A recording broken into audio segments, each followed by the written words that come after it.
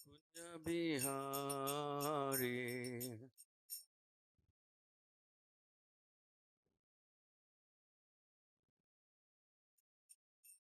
Jaya Gopi Jana Vallabha Girivaradari.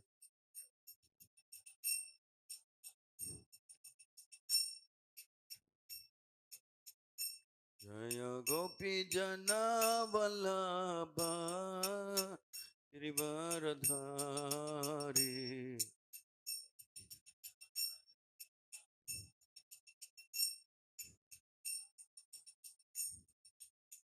Yashodanandana Brajajana Ranjana.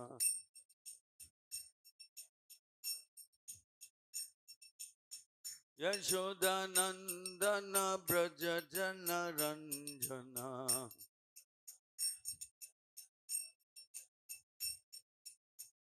Yamuna Tira Vanachari.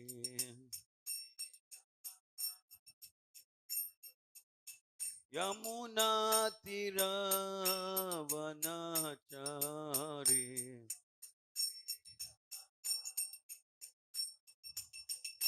Jaya Radha Madhava Kunja Bihari.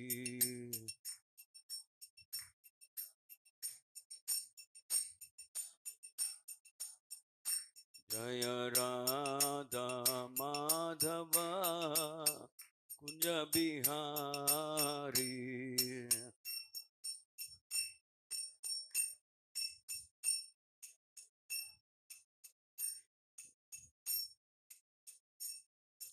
Simple tune. You're making me go off beat. Jaya Gopi Jana Vallabha Girivaradari.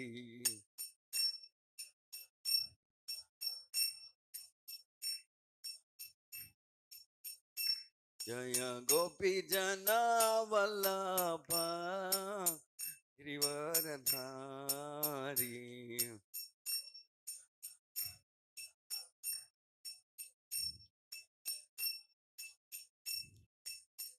Yashodanandana Brajajana Ranjana.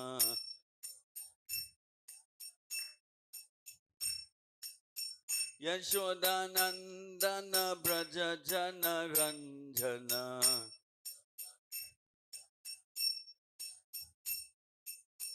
Yashodanandana Brajajana Ranjana.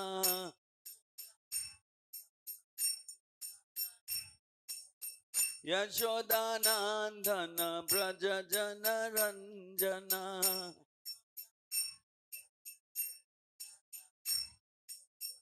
Yamuna Tira Vanachari.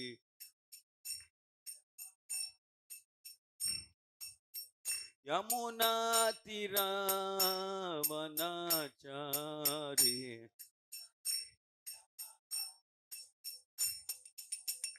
Jaya Radha Madhava Kunja Bihari.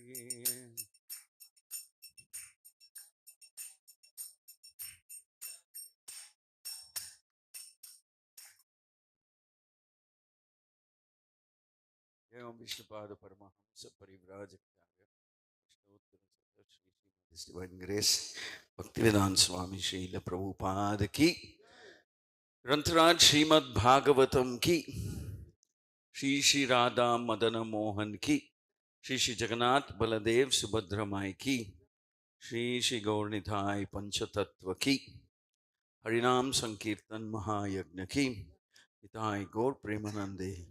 All glories to the assembled devotees, all glories to the assembled devotees, all glories to the assembled devotees, all glories, all glories, all glories to Sri Guru Garanga and Srila Prabhupada.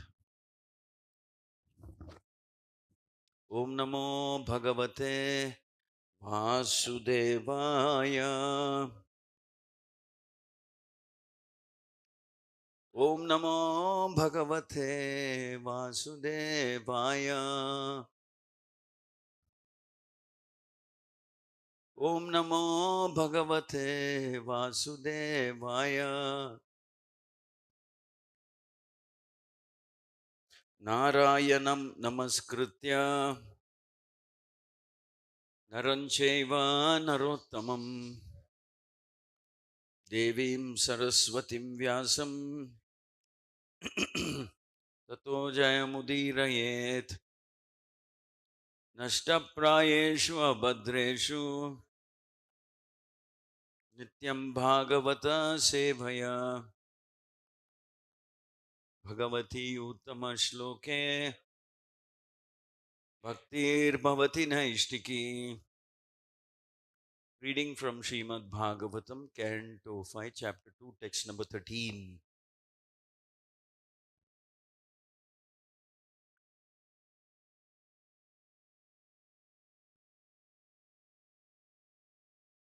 Kavatmavrittir adanadhavirangavati.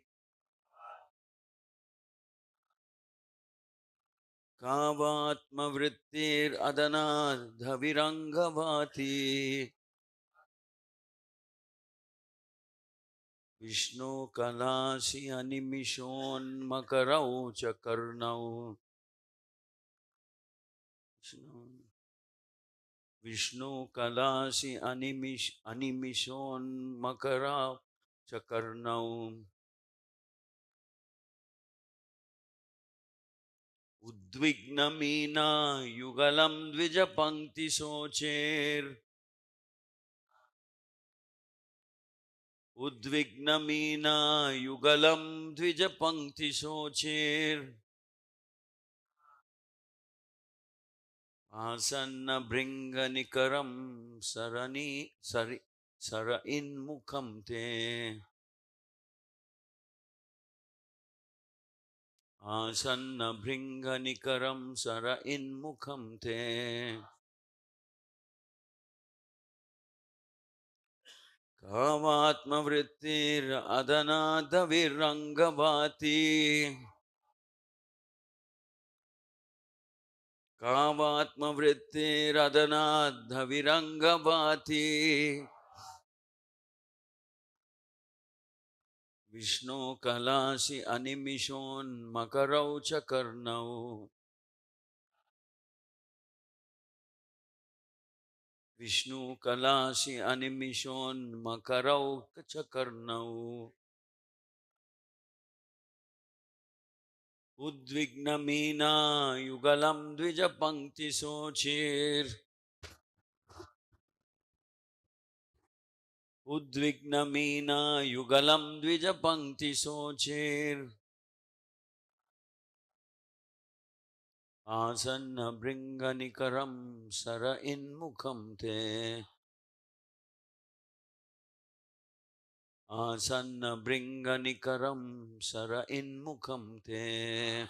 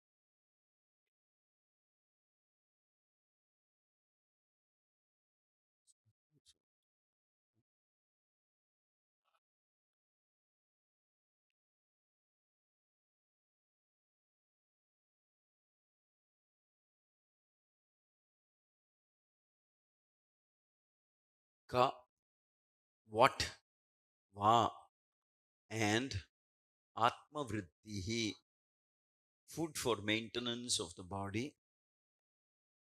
adanat, by the chewing of beetle, havihi, pure sacrificial ingredients, anga, my dear friend, vati, emanate, Vishnu, of Lord Vishnu, kala, expansion of the body, asi, you are, animisha, without blinking, unmakarau, two brilliant sharks, cha, also, karnau, 2 years, udvigna, restless, meena, meena yugalam, possessing 2 fish, dvija pankti, of line of teeth, sochihi, beauty, asanna, nearby, bringa nikaram, possessing swarms of bumblebees, saraha it, like a lake, mukam, face, te, your. Translation and purport by His Divine Grace A.C. Bhaktivedanta Swami Srila Prabhupada. My dear friend, what do you eat to maintain your body? Because you are chewing beetle, a pleasing scent is emanating from your mouth. This proves that you always eat the remnants of food offered to Vishnu. Indeed, you must also be an expansion of Lord Vishnu's body. Your face is as beautiful as a pleasing lake. Your jeweled earrings resemble 2 brilliant sharks with unblinking eyes like those of Vishnu. And your own eyes resemble 2 restless fish. Simultaneously, therefore, 2 sharks and 2 restless fish are swimming in the lake of your face.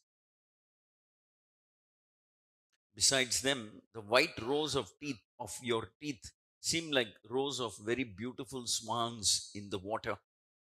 And your scattered hair resembles swarms of bumblebees following the beauty of your face. Purport. The devotees of Lord Vishnu are also his expansions. They are called Vibhinamsha.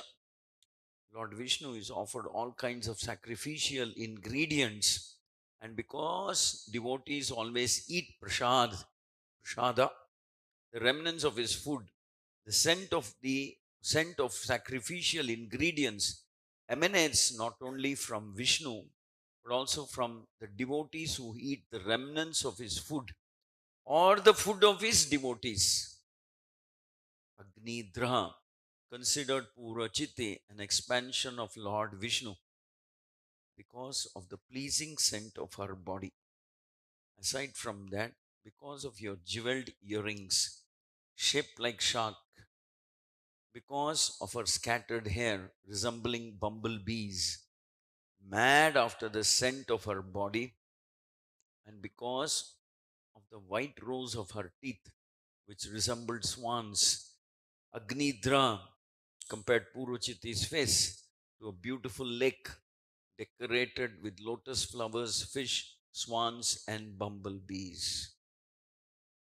Om Ajnana-timirandasya Jnananjana Chalakaya Akshurun Militam Yena Tasmai Shri Gurave Namaha Shri Chaitanya Manobhishtam Stapitam Yena Bhutale Swayam Rupa Kadamahyam Dadati Swapadantikam Vandeham Shri Guru Shri Yuta Padakamalam Shri Gurun Vaishnavamsya Shri Rupam Sagrajatam Sahagana Raghunathanvitam Tam Sajivam Sadvaitam Savajutam Parijana Saitam Shri Krishna Chaitanya Devam Shri Radha Krishna Padan Sahagana Lalita Shri Vishakhanvitamsya.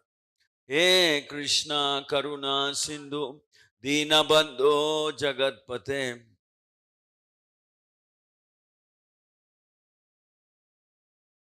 Tapta Kanchana Gaurangi Radhe Vrindavaneshwari Vrishabhanu Sute Devi Pranamami Hari Priye Vancha Kalpatarubhyasya Krupa Sundubhya Evata Satidanam Svavanebhyo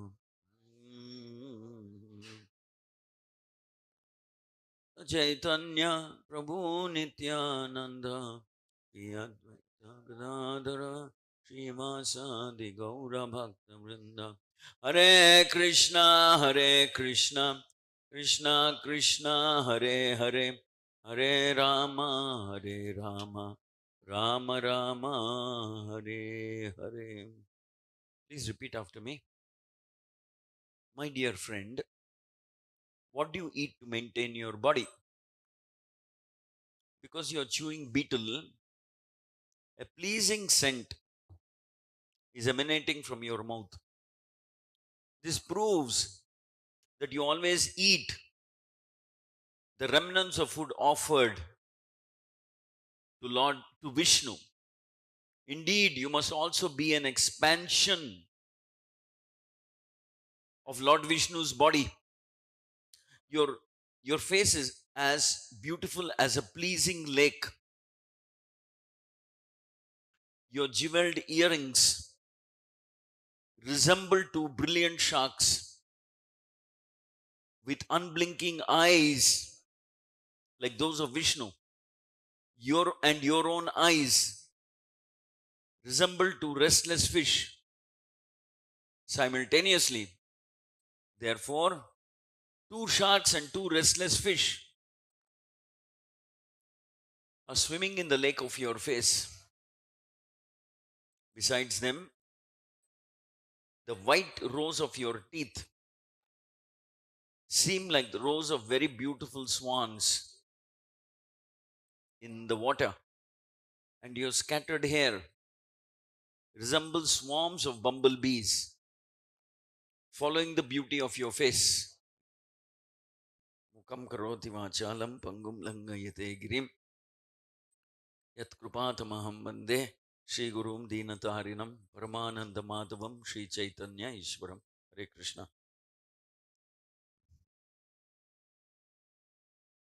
Some brahmacharis are laughing at this description. I don't know what to make of that.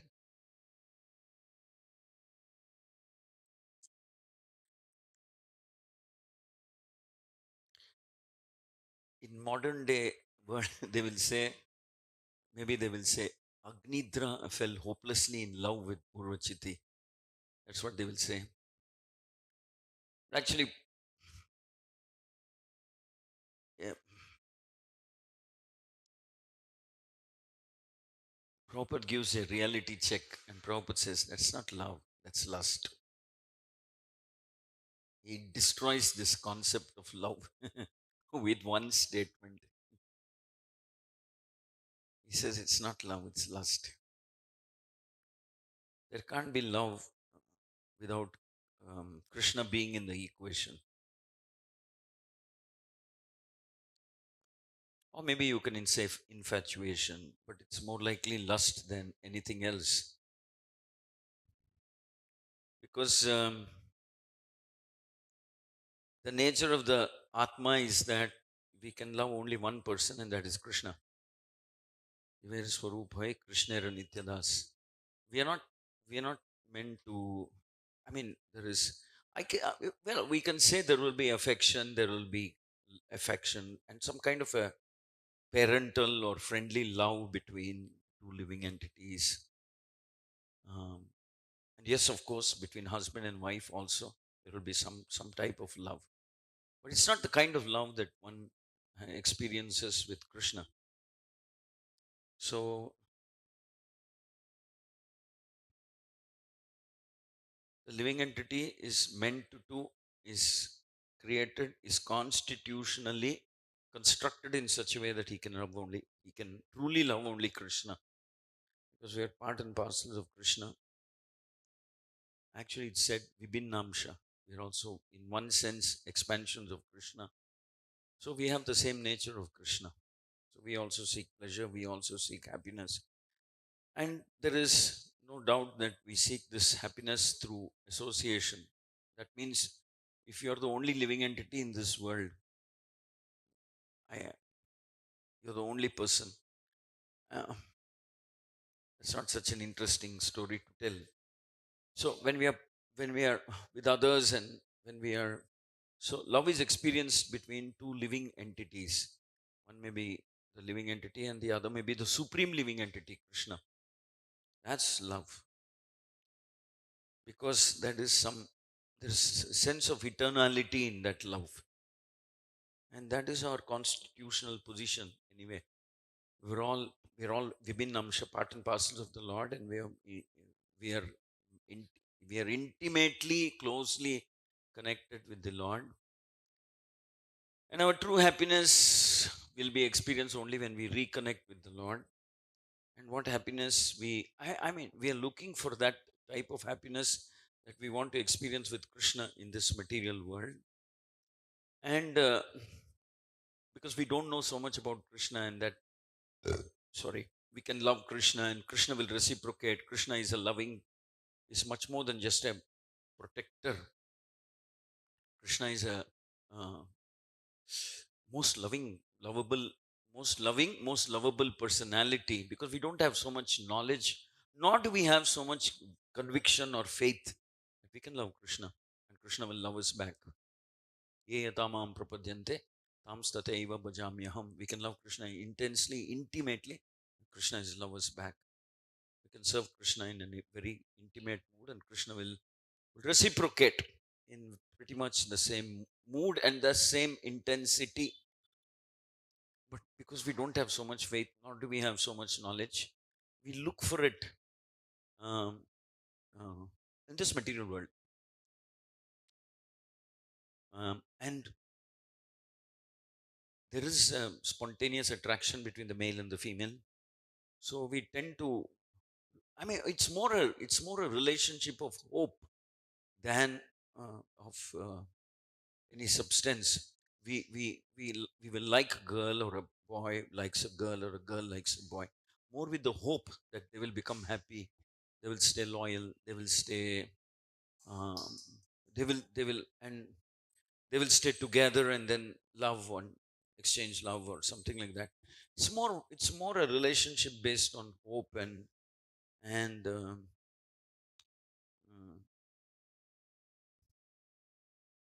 uh, than than something that is based on facts or like that. We just hope we'll be happy. And at the corner of our mind, we know that maybe this will not last, or this is not going to last. Um, because it is said that familiarity breeds contempt. Um, the closer you get to somebody, the more um, contemptuous you will become eventually. So, no material relationship which does not have Krishna in the equation is destined to last long. Nothing. It won't last long. If you have Krishna in the middle, then it's different. Like husband wife together we serve Krishna, then that kind of a relationship is very different. They support one another lovingly to serve Krishna. And yes, in between they also have loving exchanges of affection like that. So in the so if we follow the Vedic system, marriage properly done, chaste, loyal, helping each other, there's some kind of a natural happiness in that kind of a relationship, because that's as per varnashrama, and as per the Vedic injunction, Devi varnashrama. So there is some kind of a happiness that is experienced between the husband, wife, children, grandchildren, like that. Provided it's centered around Krishna, centered around together, let's all serve Guru and Krishna. That's when it lasts. That kind of a varnashrama system lasts, because it is centered around, typically a family has Salagram Shila, some deities they worship. They, the husband takes the lead in worshipping the deities, and the whole family supports him, and then they worship, and then they offer, and then they sit together on a prasadam, and the father, the head of the family, first eats, and then the rest of the family. Uh, and the father is very honest, very righteous, very dharmic, very very devoted, uh, very loving, very caring, affectionate, etc. So that's called the best of the bad bargain. That's as good as material life can get. You have a devout father, a devoted husband, wife, children. That's as good as how the material world can get. But then, if you remove the Krishna element, then such a situation cannot be there, um, because then people tend to become selfish, and less they're selfish, and they're more negligent of Vedic principles of dharma, truthfulness, honesty, sacrifice, support, austerity, purity. They're very neglectful of all of these. So when society becomes neglectful of all of this, then they eventually and inevitably they become selfish. Selfish people, they can never be happy. Duryodhana had so much wealth. It was Dhritarashtra one time tells him, "You have so much wealth that anybody, even the devatas, may become envious of you. But why is it so? Why you're so agitated?" He says, "It's not my wealth that is give. If the Pandavas don't have wealth, that is what gives me happiness." So this kind of perverted thinking also will manifest when people don't have dharma. You have dharma, you have yadrucha labha santushta. You are satisfied materially with whatever comes on its own accord, and by following dharma, you're very satisfied, because that kind of satisfaction is built into dharma. When somebody is dharmic, he is peaceful. He's dharmic, he's peaceful, he's happy, he's satisfied, he's not anxious, he doesn't have anxiety, he's not greedy, he's not driven, or he's not caught up in this world of envy and so on. If he's dharmic, and he has a higher spiritual goal. So the thing is about to have us the thing is to have a higher spiritual goal. Otherwise, we look for some kind of you know um, like I mentioned in my last class, we slowly slide into becoming a hedonistic society. Hedonistic means everybody is selfish. They can't think beyond their own happiness. They can't, they will not. And in order to become happy, they have no qualms in sacrificing anything. They say, my happiness, my life, my is ultimate. That's the most important thing. I don't care so much for anything else. So that is the kind of society one becomes. And when they're hedonistic, they can never be satisfied. They say that's one of the problems with somebody becoming hedonistic. He's pleasure. He's always seeking pleasure, but he's always thinking, even while he's experiencing pleasure, maybe there's some other way, maybe there's a better way, maybe there's something else, maybe there's somebody else I should actually be doing this with, and maybe not this lady or something. So hedonism is what is prevalent in the society, and hence people don't stay together.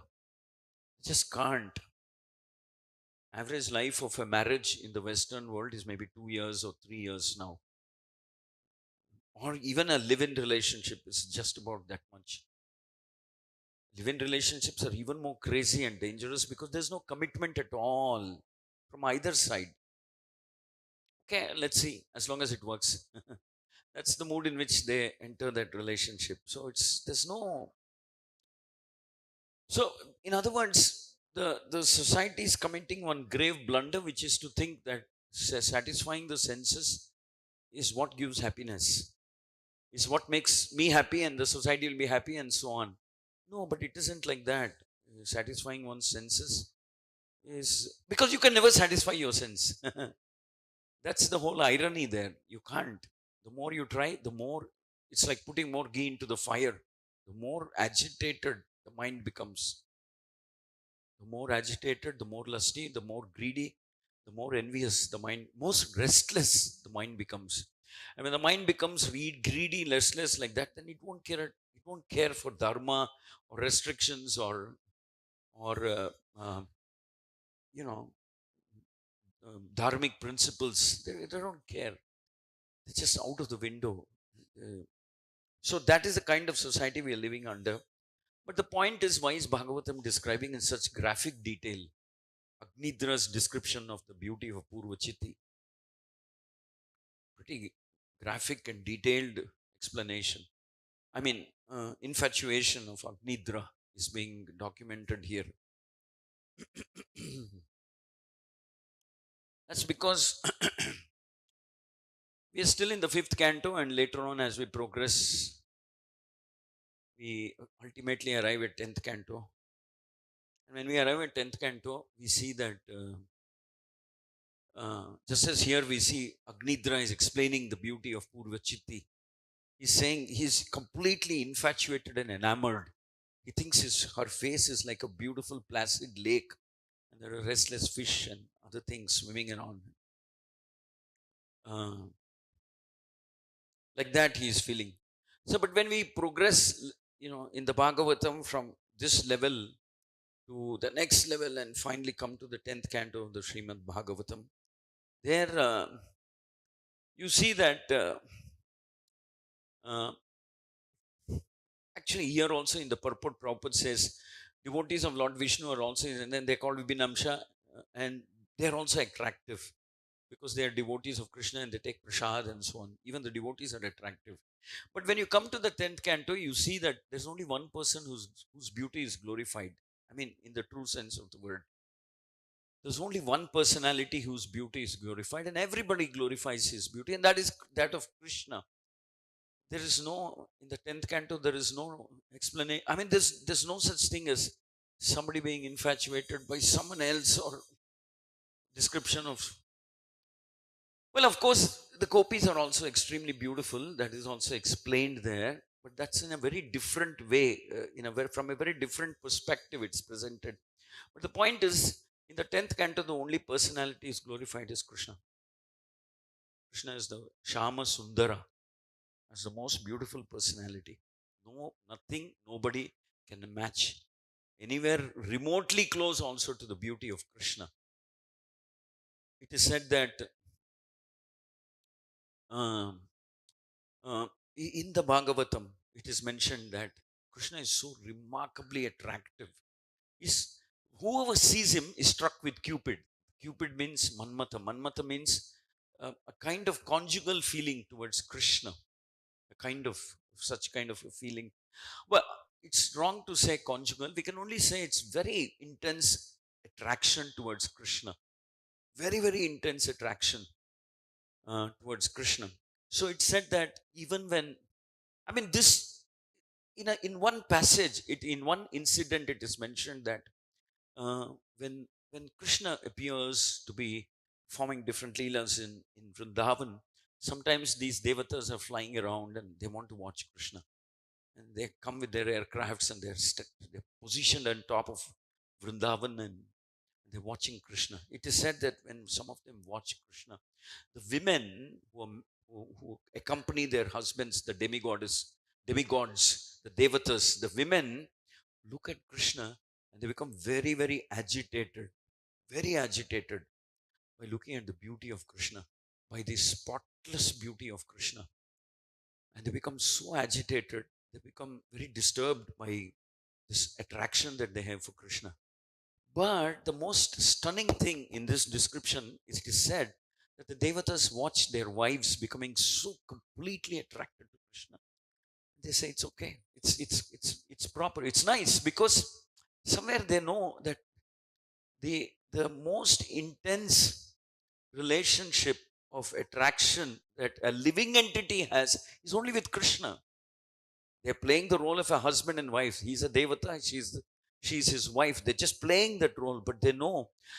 I mean, the point is that even the devatas are attracted to Krishna, but they're attracted to Krishna in a little different mood. They're not attracted to Krishna in a conjugal way, just as like how the devatas' wives are attracted, but they're attracted in a different way. Like, let's say, if they're in the Sakyarasa or something, they're attracted in that particular mood, but they're also captivated and attracted by Krishna. But the case in point is the women also get attracted to Krishna, and their attraction for Krishna Prabhupada explains is almost like a conjugal attraction, in deep, very deep, very intense attraction, spontaneous, very deep, like that of a magnet. You keep your feet fine and how it gets latched on to that. And the Devata husbands are saying, yeah, I mean, they're okay with it because they know that they can't, I mean, they're living together, husband, wife, etc., have kids, etc., more as a formal duty, more as a responsibility. But they know that the inherent, what shall we say, intrinsic, inherent, inseparable nature of the living entity is to love Krishna and love Krishna only, and to feel attraction towards Krishna and Krishna only. And that kind of attraction towards Krishna and Krishna only is not in any way disturbing their chastity. I mean, how do I explain this? That is an inseparable quality of the living entity to feel conjugal, deep. I mean, some category of devotees will feel that way. Some Sakya, some Matsalya, some Madhurya, like that. I'm talking about those who have this Madhurya. So they will feel that kind of an attraction for Krishna. And Prabhupada explains that the Devatas are okay with that. They see and they're, yes, this is spontaneous. This is love in its most distilled, purest form. Love for Krishna. That is love for Krishna. That is attraction for Krishna. So, in other words, the living entity in its purest state, in its purest state of consciousness, will be lovingly attracted to Krishna and not to anybody else in this material world. Not to anybody or anything in this material world. Nothing is of interest.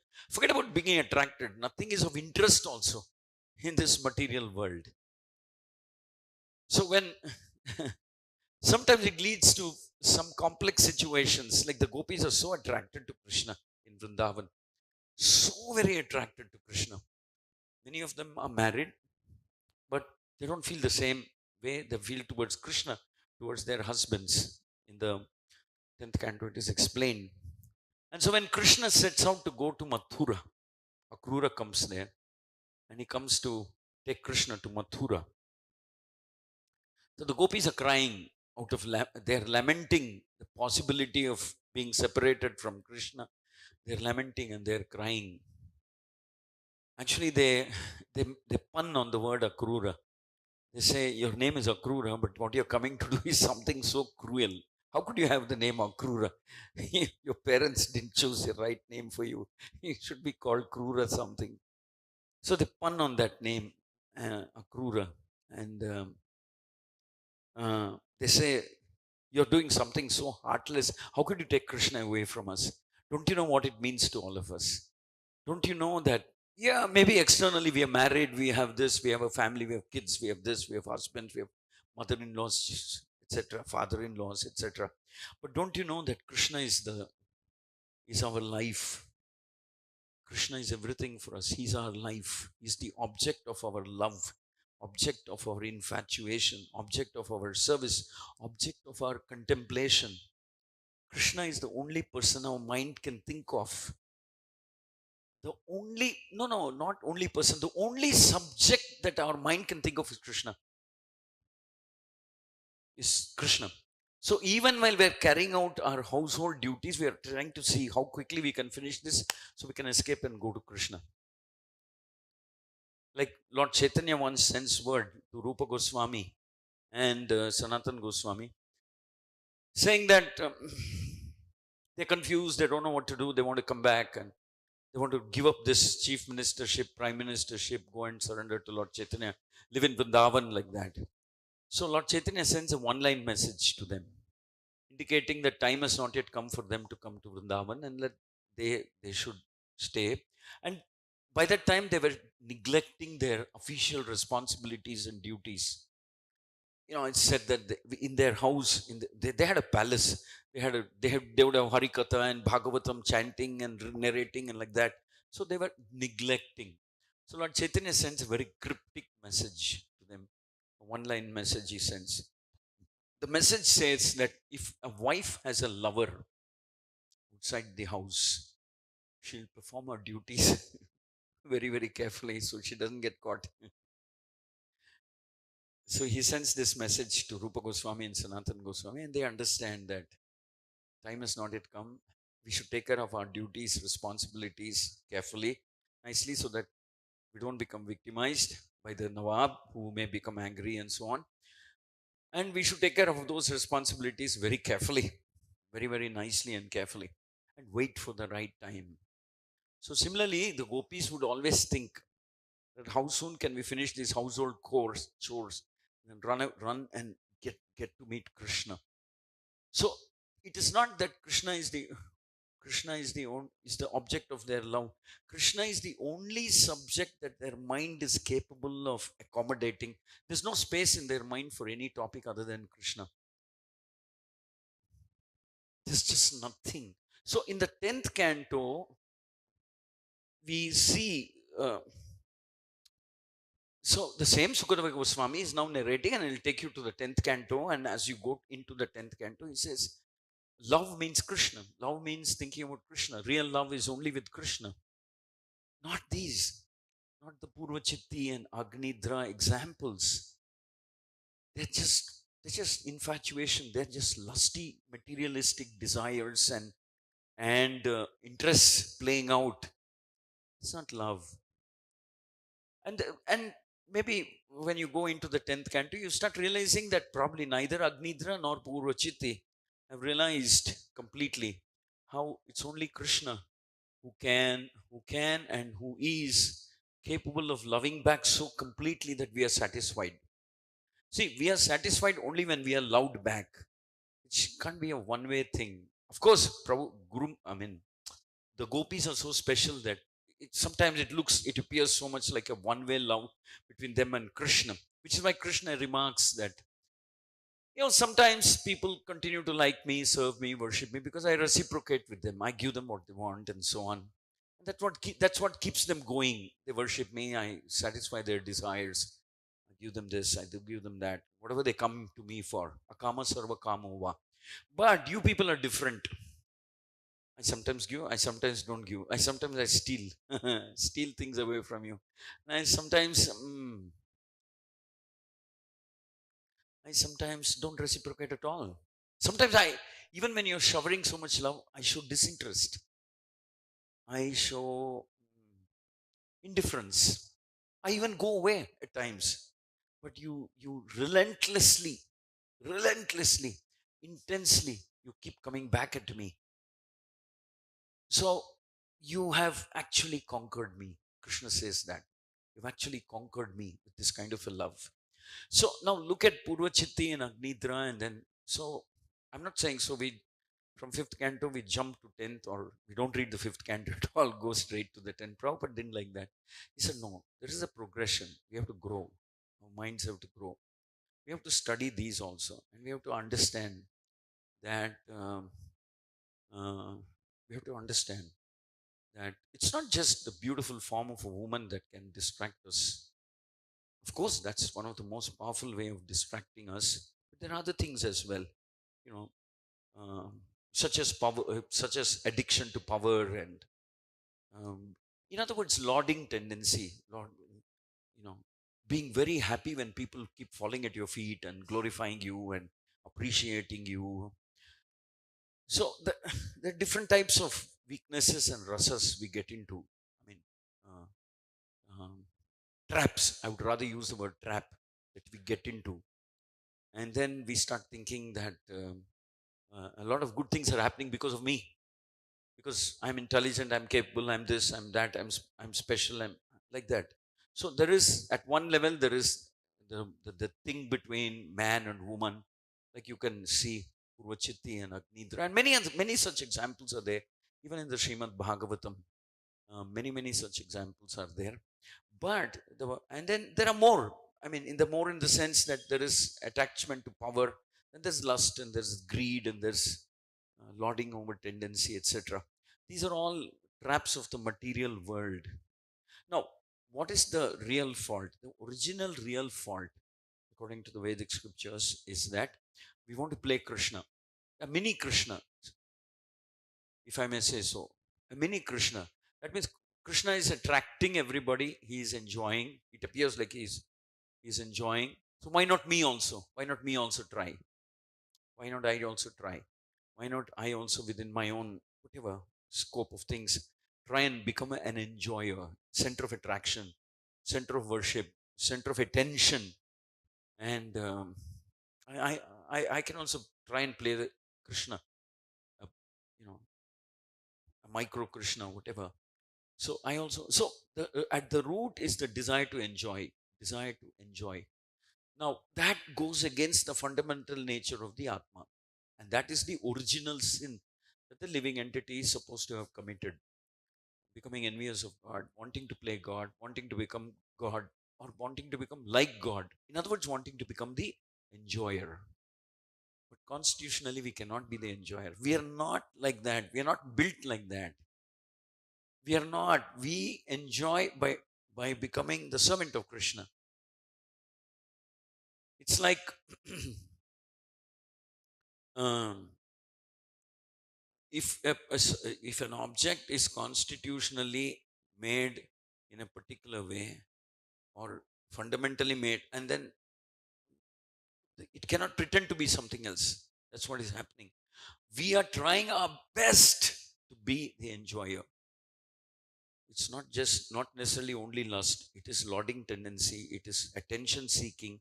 It is seeking name, fame, respect, adoration, worship. All these are because of the perverted manifestation of the lauding tendency. We want to enjoy a beautiful woman, enjoy a beautiful form, enjoy beautiful sound, enjoy power, enjoy recognition, enjoy. We are the virus, the actual virus that's eating us away is the desire to enjoy, the desire to be centered, desire to enjoy, which is what we are not constitutionally servants. It is a hard thing to accept that I am servant and not the enjoyer. A very, very difficult thing to accept. Because even when we become a devotee, right up to the later stages of perfection, we have this tendency to be the enjoyer will manifest in a very subtle ways. Like I said, wanting to become prominent, wanting to become well known as the nice devotee, best sadhana, best this, best that, best this. So we want to enjoy that fame. Very, very subtle. So much so that it's very difficult to spot it. Very difficult. It may appear like a devotional twig, appear like a devotional creeper itself. But Acharyas say that um, uh, as long as in any of its form the desire to enjoy is there, then we are still in the material world, like it's explained in the fifth canto, like that. In any form, desire to enjoy. So the ultimate test is, are you? I mean, is everything that you do is everything that you do meant to give pleasure and meant to give credit or fame or name for Guru, Krishna, Vaishnavas, whatever, not yourself? Do you have the courage to work like that? Do you have the conviction, courage, simplicity, purity to work like that, to serve like that? As an insignificant, it's the toughest thing to do, to become devoid of enjoying tendency. Because, like I said, the more we try, the more subtle forms in which it will come out. As I'm the I'm the most renounced person. Nobody is as renounced as me. No matter what time I sleep, I am able to get up from Mangala. Different ways in which this enjoyment tendency will surface. Name, fame, respect, adoration, and so as long as we have an enjoying tendency of anything, it could be the name, it could be fame, it could be respect, it could be adoration, it could be this whole thing that I'm special, I'm unique, there's nobody like me. So it is manifestation of that enjoying tendency. It is very subtle, very, very, very deceptive, very difficult to spot. So as we progress, the uh, so the gopis are now telling Akrura that you're stealing. I mean, it would have been better if you had taken away our lives before you take Krishna to Mathura. Because how can we live without him? We cannot live without him. Of course, Krishna is trying to tell them, no, I'll come back. I'm just going for some official work. I'll come back. Krishna is saying, but gopis are saying, that is when we see love in its extremely intense form. Then Krishna says, no, I'll go there. I'll just go to Mathura. I have to, my uncle has called me. Kamsa has called me. I'll figure out what I have to do there. Whatever, I'll come back. But the gopis of Vrindavan will say, we're afraid. We don't want you to go to Mathura. Krishna will say, why? And they will say, because we heard that the women of Mathura are more beautiful than us. They're much more beautiful. We're so afraid that you'll become attracted to them. And they're grown up in a city. We have village girls. All we know is how to milk cows and take care of the cows and some agriculture, something. But they are sophisticated. They know music and they know this and they've probably gone to colleges or schools or whatever. I mean, they're the city folk. So who knows? You'll become attracted to them. And if you become attracted to them, you'll never come back here. And what will become of us? So it's a completely different dimension of love between Krishna and the living entities. And very, very intense.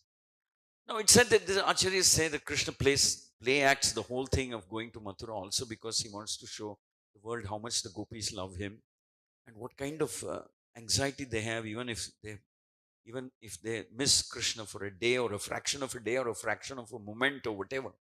So Krishna wants to show. And Krishna also wants to show how lovingly, how differently he reciprocates to them, the gopis, than compared to how he reciprocates to, let's say, somebody who's in a, you know, Akama Sarvakamova type of platform. Sarvakamova type of platform. It's got all these mixed up things along with bhakti. So Krishna is trying to show that potentially every living entity is capable of loving Krishna in a manner in which the gopis love Krishna, with the same intensity, purity, and Krishna will reciprocate with every living entity in the same way, like he reciprocates to the gopis. Krishna actually likes it. He says, wow, see how much they love me. They're so scared that if I go to Mathura, then those beautiful city girls are there. They're educated, they're sophisticated. Maybe they wear better dress than us. We're in a village. What if you get attracted to them? What will happen to us? So, which is why it is mentioned that the antidote or the vaccination for lust is Prabhupada says unequivocally, he says, we read the Bhagavatam. I mean, it's not that we only read the 10th canto and like that.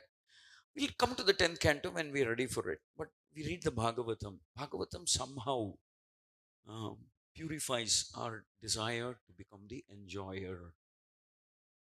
Bhagavatam reinforces in our mind the desire to be the servant, the unconditional, surrendered, selfless servant. Bhagavatam has that potency. Bhagavatam has that cleansing power, especially when heard in the parampara, in the right way, in the right mood, and respectfully, no matter who is the speaker, we hear respectfully. Bhagavatam is all powerful. Bhagavatam is the most powerful purificatory agent. So,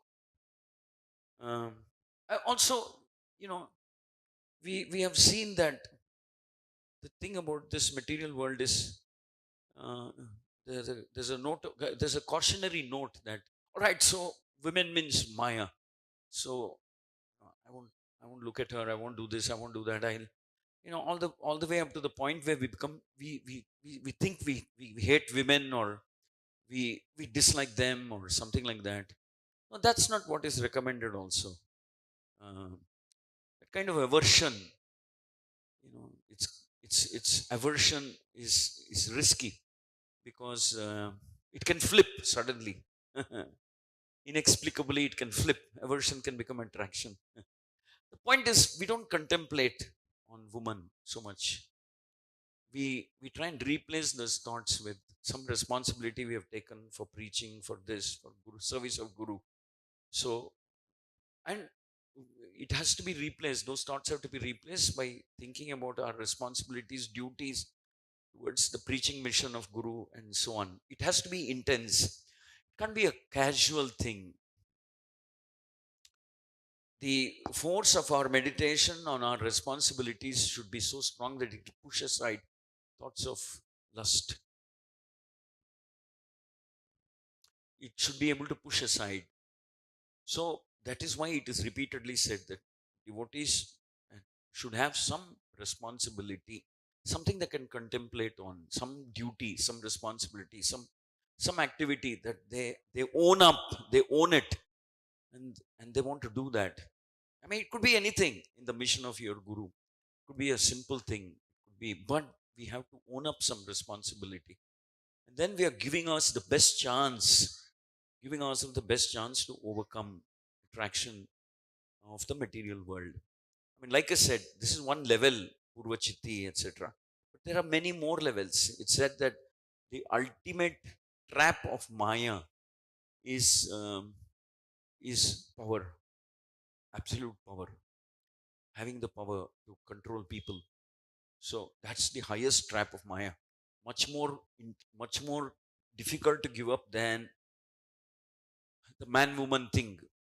It's so deep that we want, because see, we immemorial, what, from time immemorial we've been in this material world. If we are continuing to live in the material world, it means we're completely wedded to this I'm the enjoyer mood. We're just about beginning the purificatory process by chanting, by accepting a guru. Accepting a guru is also accepting a guru also involves saying, I'm servant and I'm not the master. My guru is my master. So that's a big step forward. We're not accepting Guru in our parampara as a fashion statement, as a all right, everybody is taking a Guru. I also need to have a Guru. Otherwise, I don't have an identity. No, it's not that. Accepting a Guru means accepting that I'm a servant. The whole there's a huge change in the consciousness. I'm no longer the master of anything. I'm no longer the master of my own self, my own mind, my own thoughts. It's my guru to whom I've given the power of attorney. So it's him, it belongs to him. He can tell me what I should do. He can tell me what I should think. He can tell me what I should be pursuing, etc. I've kind of given the power of attorney to my guru. So that's the first step in understanding I'm a servant and I'm not the master. That's a very significant step. And then to cement that step, we also take responsibility. Because we are passionate people, we have a lot of Raja Guna in us. We can't just read scripture and then contemplate and meditate. In Kali Yuga, that doesn't work so well. So we need a force in our mind also. We need a force that is stronger than lust. Because, I mean, when I say lust, I'm not saying the man woman thing alone. I'm also saying, when I say lust, I mean desire to enjoy. Desire to enjoy. It could be, like I said, it could be anything. Prabhupada says the rickshaw driver will think there's no better rickshaw driver than me. I'm the best. So there is this, somebody who's cleaning the floor will think nobody does cleaning better than me. So this attention seeking, attention grabbing tendency of the mind, so much so that we think that's very natural, etc. But then, so the first stage of reversing that is to accept a guru. Because I accept that I am a servant and my guru is my master, and then have some responsibility, and then hear hear the Bhagavatam, hear the acharyas speak. It said that Prasanna Vadhanam, the Lord's face is also so auspicious. The beauty of his face is the point is this: the Lord is beautiful, extremely beautiful, Shama Sundara, but he's also auspicious. Prasanna Vadanam, his face is not only auspicious, not only beautiful, but it creates auspiciousness. What do we mean auspiciousness? Auspiciousness means, driving away the kalmashas and contamination, such as the lording tendency, etc., etc. So simply by contemplating on the beauty of the Lord is very powerful. And it's also said that um,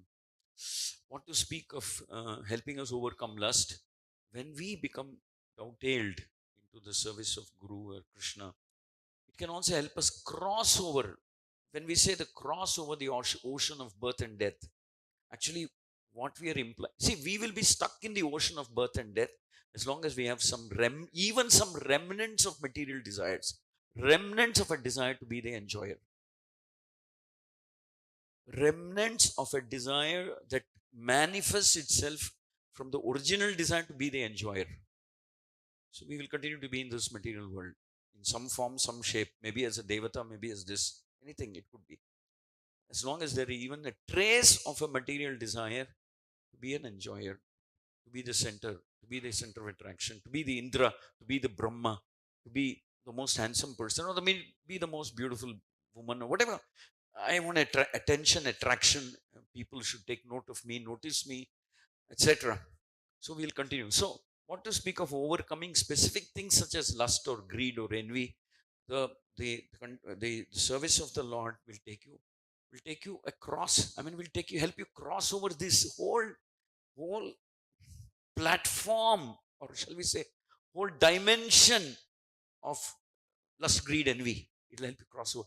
Because the moment we become pure, we become bereft of lust or greed or enjoying tendency, then that is what helps us cross over the ocean of birth and death. As long as we have in any form, in any trace, this desire to be the enjoyer and not the servant of Krishna, if we have that, then we're still stuck in this material world. Maybe we become, because of our piety, purity, maybe we'll become Brahma, we'll become Indra, we'll become, I don't know, maybe Vayu, maybe this, maybe Ashwini Kumara, whatever. But we won't cross this ocean. We'll cross this ocean, and the ticket to cross this ocean is only when we think, or when we are convinced, I am the servant. And the only object of worship, of course, is Krishna and Krishna's associates, which means the devotees, Guru, etc. Only object of glorification, worship, service is them. And I am a servant.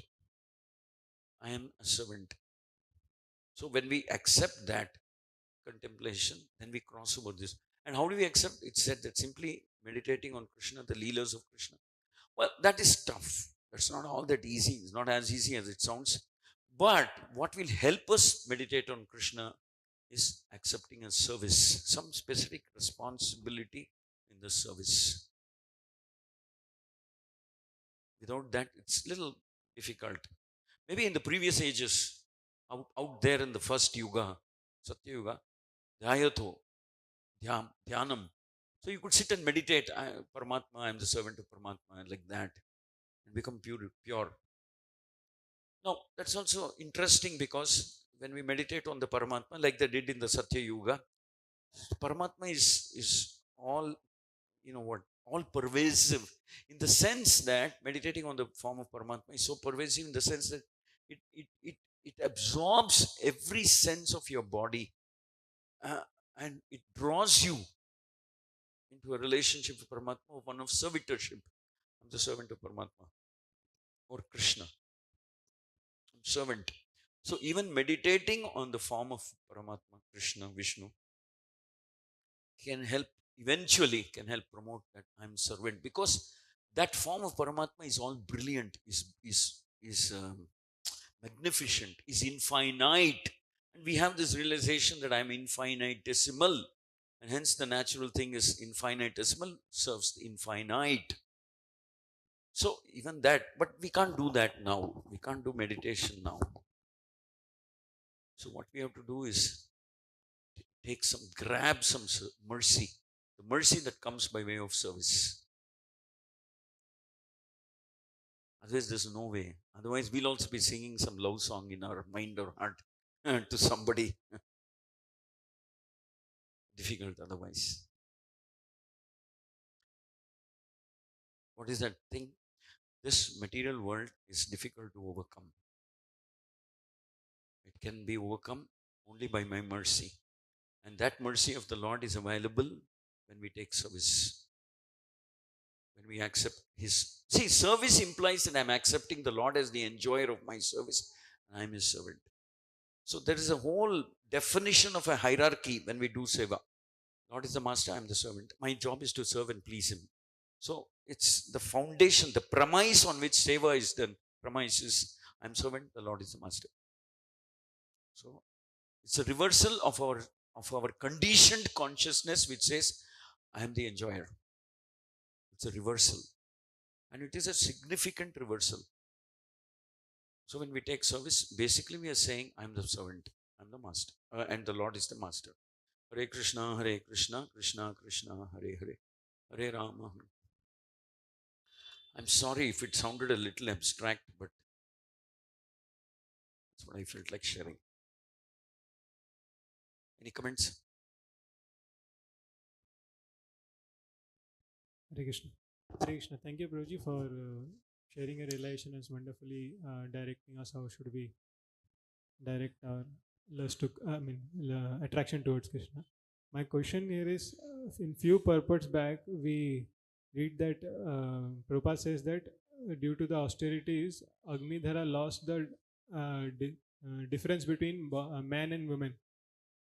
And so, if someone loses the difference between man and woman, how can he be lusty?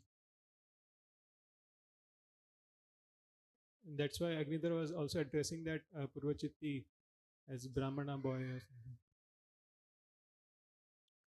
No, I don't know if that's what really went on. I think it was kind of metaphorical in the sense that Agnitra is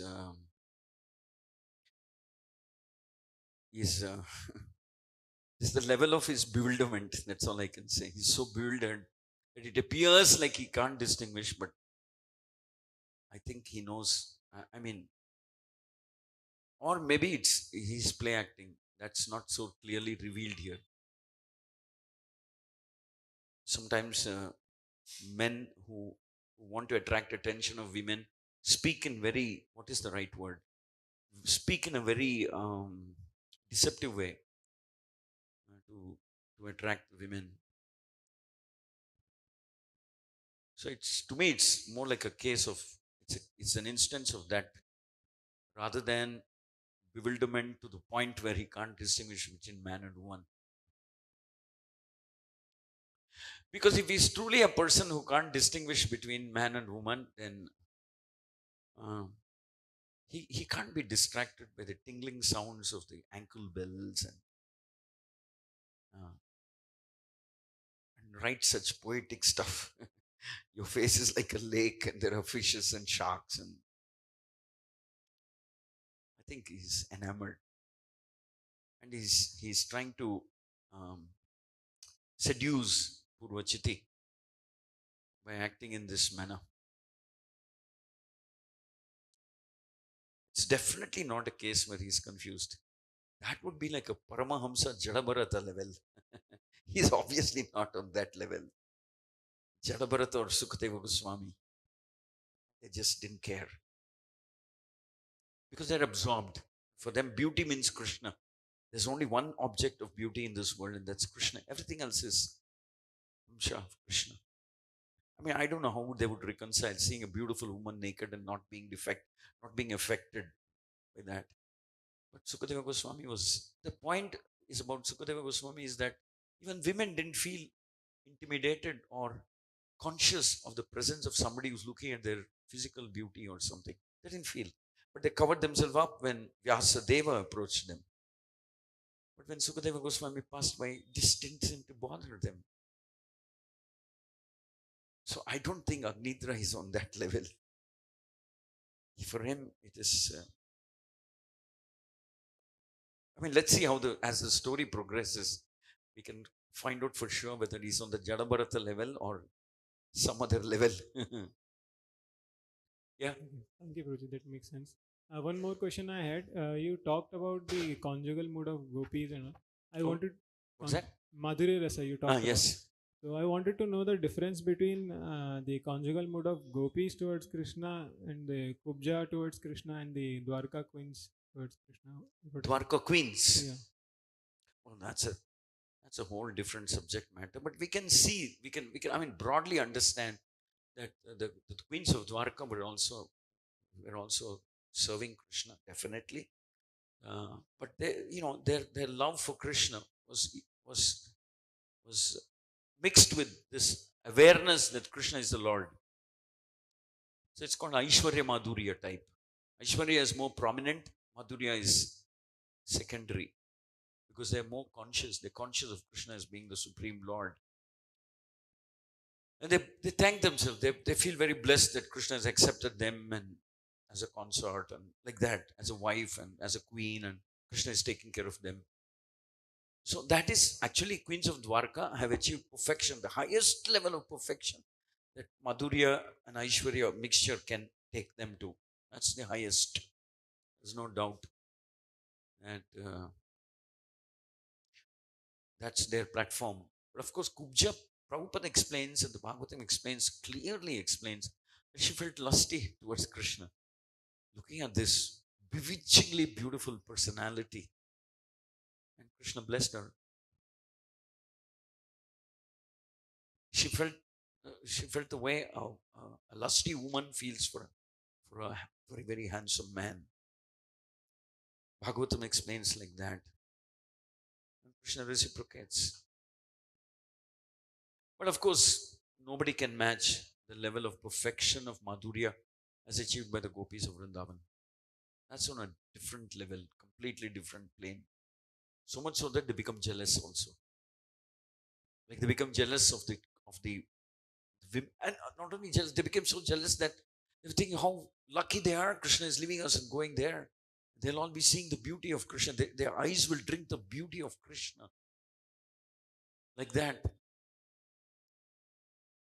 So there is a gradation, definitely. The Dwarka queens, the Kubja, the gopis, like that. In the Madhurya Bhava.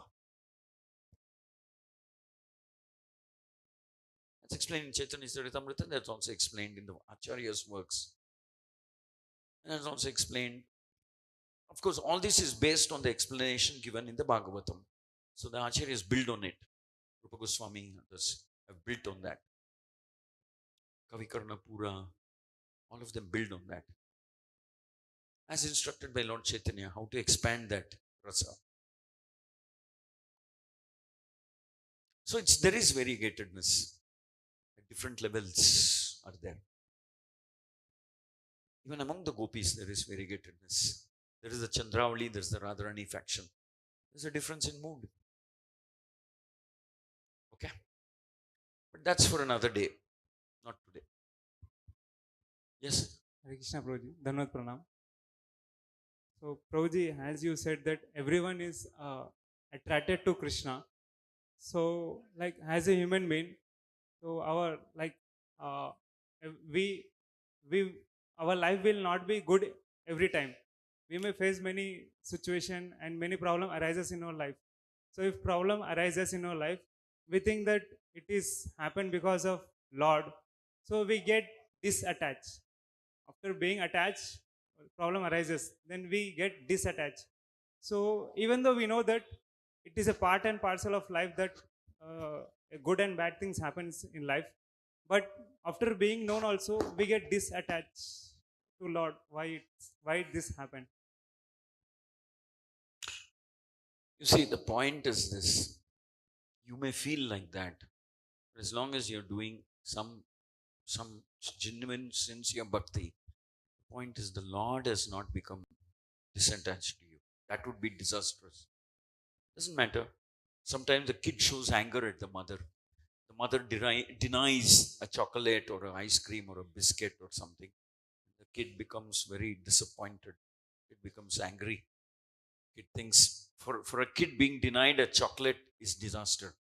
It's a big disaster in his or her life. The kid becomes so upset, cries, howls, screams, yells. But the mother will go behind the kid and say, no, it's not good for you. That's why I didn't give. All right, I'll give you half a chocolate or something, but you do this, take this, and then I'll give you. So Krishna doesn't abandon, Krishna doesn't give up on a devotee. We may feel like that. So it's like a loving mother, Krishna is always reaching out. But it's just that we think what we want is the best thing for me, but Krishna doesn't necessarily think like that. And Krishna knows past, present, future. He knows that may not be the best thing for you right now. You may want something, you want a particular job or this or that or whatever. It can be anything. I want to be the most famous devotee, anything. Krishna knows it's not the right thing for you. So he'll say, he'll withhold it for a while. Which is why devotees don't make specific prayers. The attachment between Krishna and devotee is not based on the fulfillment of a specific prayer. I want this, I want that, I want this to happen, I want that to happen. So a devotee's definition of what is a undesirable is different. Actually, at the highest level, what is undesirable is becoming forgetfulness of our relationship as being a servant of Krishna. That is disaster. But all the other situations, once we start chanting and we are devotee and Krishna is careful. He says, may not be the best thing for you. So I'll withhold it. So we should become mature. We should understand. That's why Acharyas say we should pray also like that. I want this, but please make it happen if it's good for me. Otherwise, I'm okay. See, most often our calculations of what is good, what is bad, what is right, what is wrong, what is painful is based on our material considerations. Yeah, we can't pretend otherwise. So at one level, we are worried about material things also. I need a rank, I need a job, I need to be this. So many things.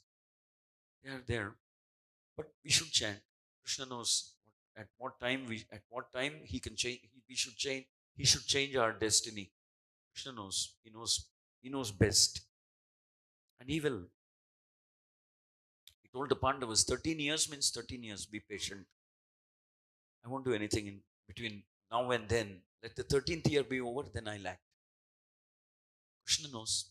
They suffered, or apparently they suffered. But Krishna didn't intervene at that point of time.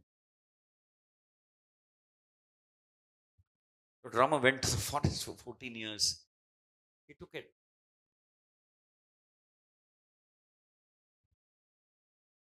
So we're really not the best judges of what should happen in our life. Leave it to Krishna. We continue with our devotion, we continue with our bhakti, we continue with our service. Wait and watch. Krishna will do something favorable. Krishna will always do something favorable. Prasanna Vadanam. He brings auspiciousness into the life of a devotee. He is a remover of miseries and obstacles and kalmashas and everything. Definitely he will protect a devotee. Okay, thank you very much.